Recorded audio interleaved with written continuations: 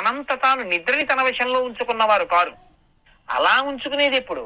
నేను మొట్టమొదట మీకు మనవి చేసినట్టుగా ఉపాసన కాలమునందు ఆయన కన్నులు మూసుకుని నిద్ర యొక్క భంగిమని పట్టి మన యొక్క ఆంతర్యములను పరిశీలనం చేసినప్పుడు మాత్రమే. కానీ ఇప్పుడు పరాశక్తి ఆయనకి నిద్రని ఇచ్చి నిద్రకి వశుణ్ణి చేసినప్పుడు మాత్రం కాదు. అందుకని ఆయన లేవలేదు. ఇప్పుడు గ్రహించాడు శ్రీ బ్రహ్మగారు. అంటే ఏది తెలుసుకున్నాడు? తత్వాన్ని తెలుసుకున్నాడు. అంటే 4 ముఖములతో వేదములు చెప్పేవాడైనా, లోకములను సృష్టించేవాడైనా, నారాయణుని యొక్క నాభికమలంలోంచి పుట్టినవాడైనా పరతత్వం తెలిసి ఉండాలా అంటే తెలియక్కర్లేదు. ఒక్కొక్కప్పుడు తెలిసి ఉండవచ్చు. ఇప్పుడు ఆయనకి ద్యోతకమైంది. ద్యోతకమై ఇప్పుడు అంటున్నాడు ఒక మాట, యోయస్య వశమాపన్న సతస్య కింకరక్కిల తస్మాచ్చ యోగ నిద్రేయం స్వామిని మాపతేర్హరే. అమ్మా, ఒకడు వేరొకడి వశంలో ఉంటే ఆ ఎవడు వశంలో ఉన్నాడో వాణ్ణి కింకరుడు అని పిలుస్తారు. ఇప్పుడు నా ఇంట పని చేసే దాసి ఒకరు ఉన్నారనుకోండి, ఆవిడ ఎప్పుడు వెళ్ళిపోదామంటే అప్పుడు వెళ్ళిపోవచ్చా అంటే అన్ని వేళలా కుదరకపోవచ్చు. ఇవాళ కొంచెం పని ఎక్కువగా ఉందమ్మా, ఊరి నుంచి వచ్చాం కదా, పంచెలు ఉన్నాయి చాలా, కాస్త ఒక 4 పంచెలు ఉతికి ఆరాయి అంటే ఆవిడ వెళ్ళిపోదామనుకున్నా ఇంకొక 4 పంచెలు ఉతికి వెళ్ళడం ఆలస్యం కావచ్చు. కాబట్టి వేరొకరి వశమునందుండి పని చేసేటటువంటి వాళ్ళని కింకరులు అని పిలుస్తారు. కింకరవు సముపస్థితవు అంటారు రామలక్ష్మణులు ఆ బాలకాండలో విశ్వామిత్రుడి దగ్గరికి వెళ్ళి. అటువంటి కింకరులు. కాబట్టి బ్రహ్మగారు అంటున్నారు, విష్ణువు పరాశక్తికి యోగ నిద్రాస్వరూపంగా ఉన్నటువంటి అమ్మవారికి కింకరుడు, ఆమె వశమునందున్నవాడు. ఇప్పుడు ఆయన్ని లేపితే ఆయన లేవగలడా? ఆవిడ్ని అడిగితే ఆవిడ వదులుతుందా? ఆవిడ్ని అడగాలి. ఆవిడ్ని అడిగితే ఆవిడ వదిలేస్తుంది.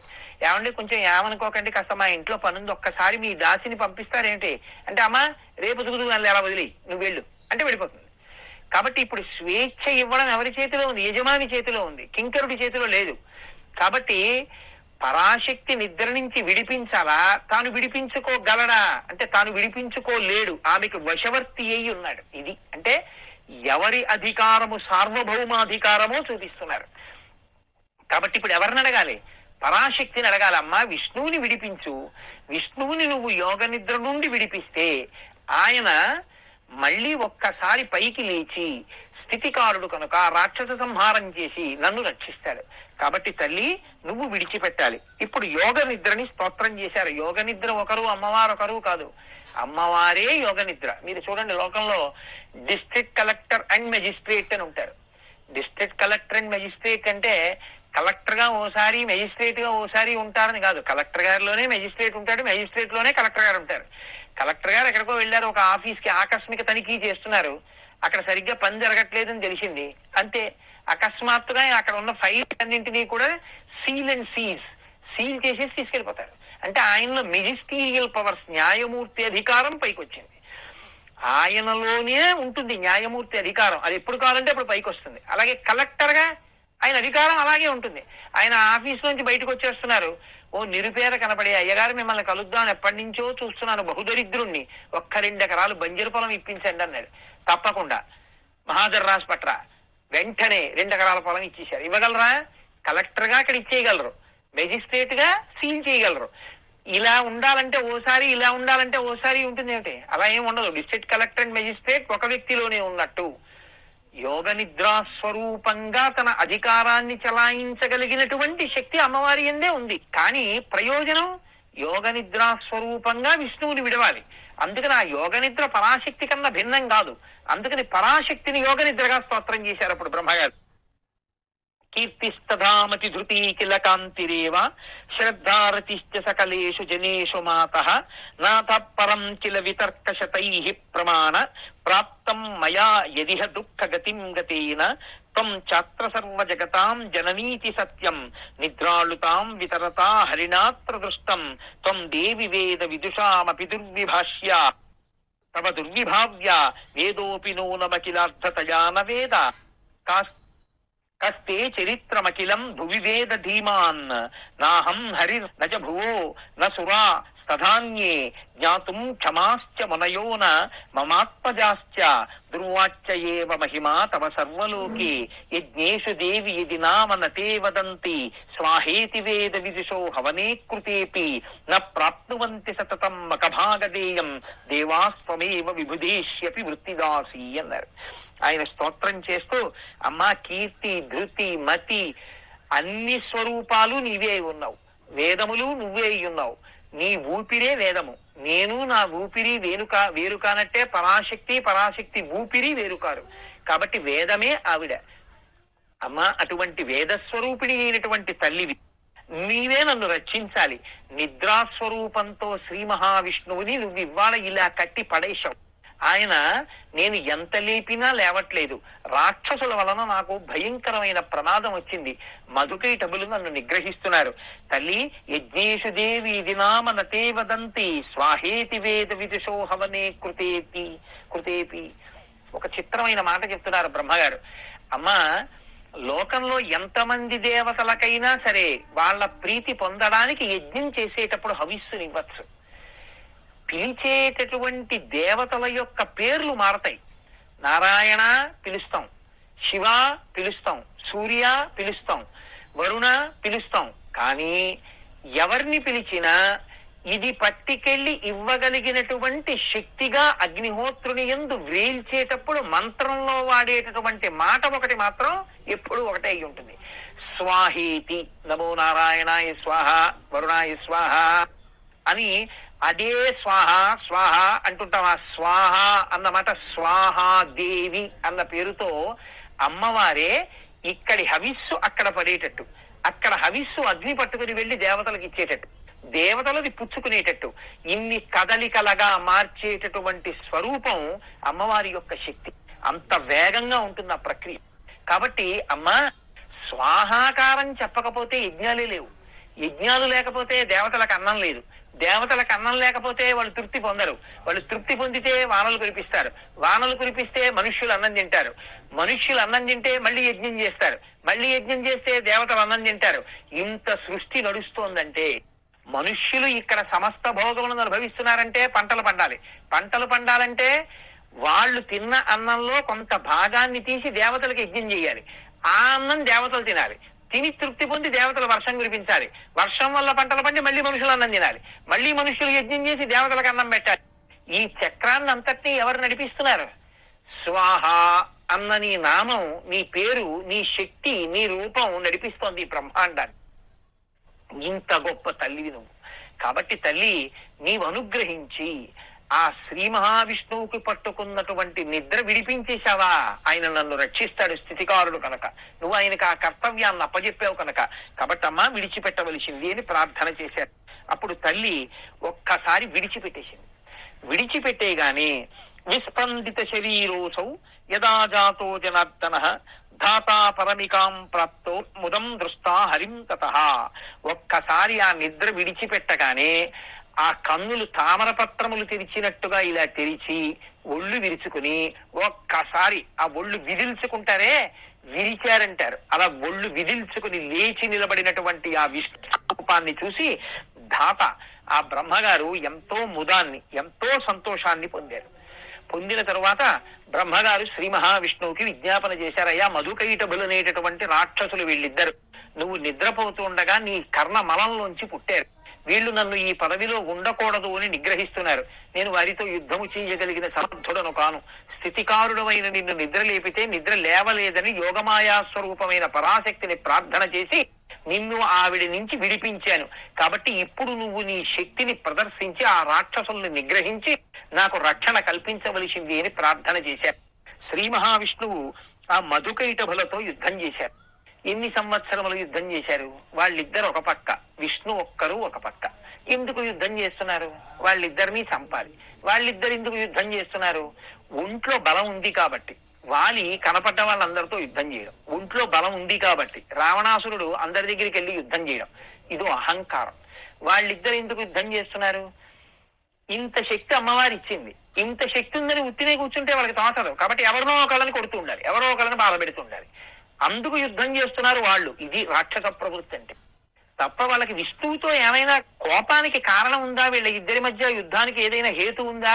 ఏమీ లేదు. ఏమీ లేకపోయినా ఎందుకు యుద్ధం చేస్తున్నావు? ఒంట్లో బలం ఉంది, మనసులో అహంకారం ఉంది. ఈ రెండు చాలు యుద్ధం చేయడానికి. ఇదే రాక్షస ప్రవృత్తి అని. రాక్షస ప్రవృత్తి అంటే ఎప్పుడు నేను ముందు పుట్టడం మధువు, కైటబుడు నాది, నా అంతవాణ్ణి నేను, ఇది నాది, కనపడలల్లా నాది.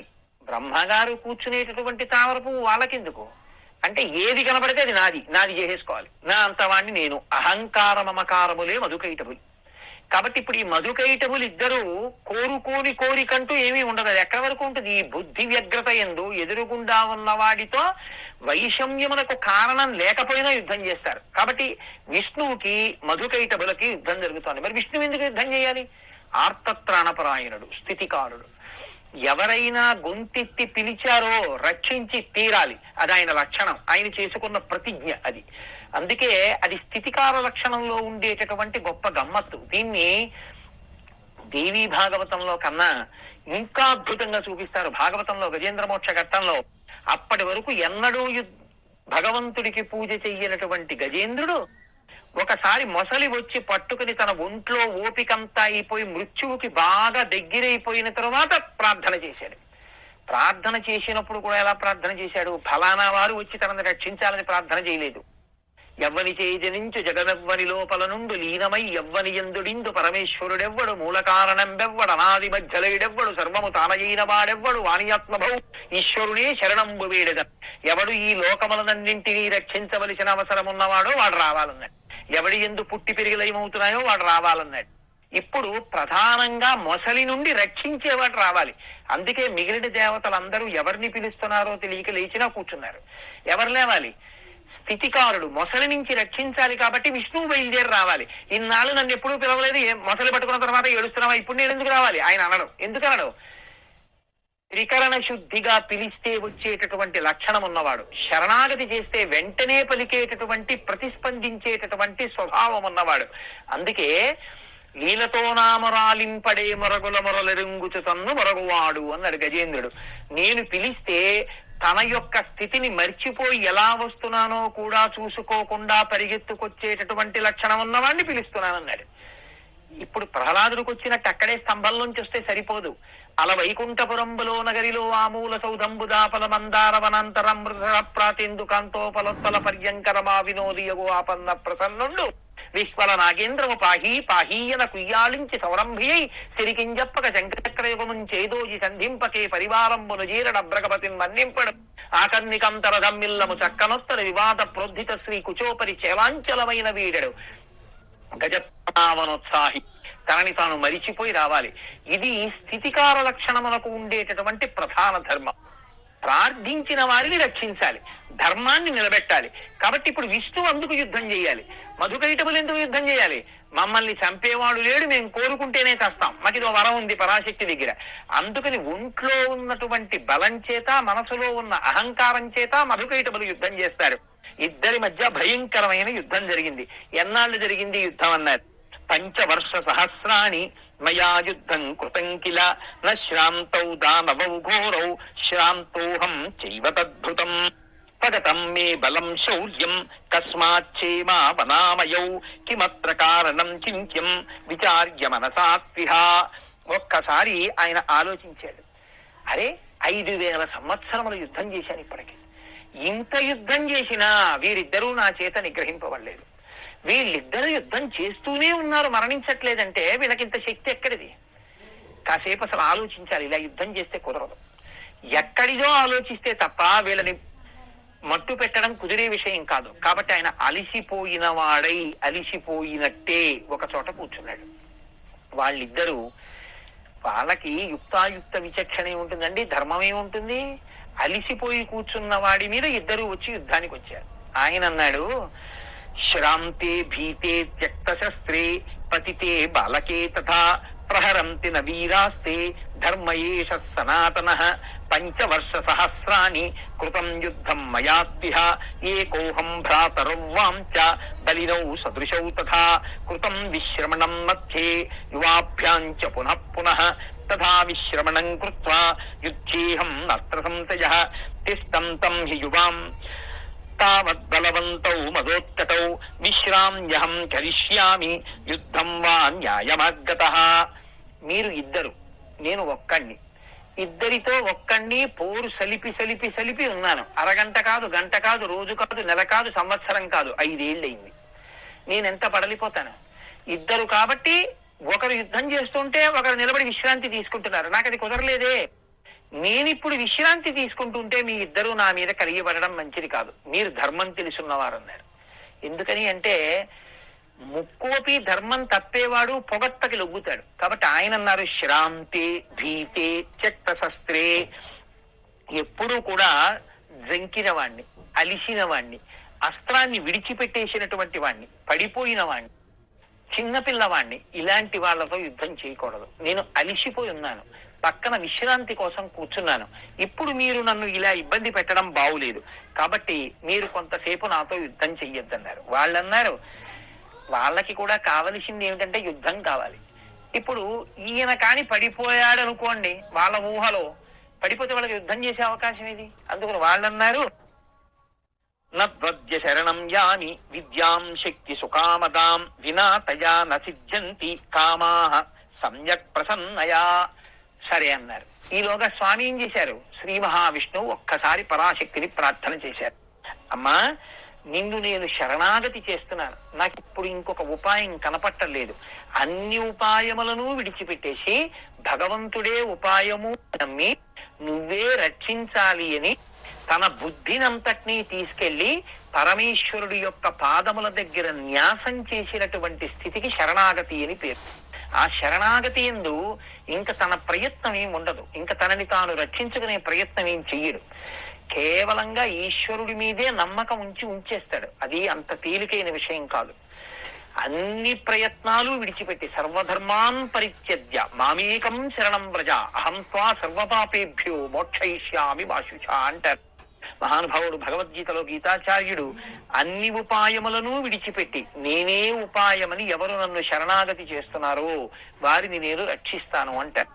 అది భగవద్గీతా స్వరూపంగా గీతాచార్యుడైనటువంటి శ్రీకృష్ణ భగవానుడే కావచ్చు, పరాశక్తి స్వరూపం కావచ్చు, ఎక్కడైనా అదే ధర్మం.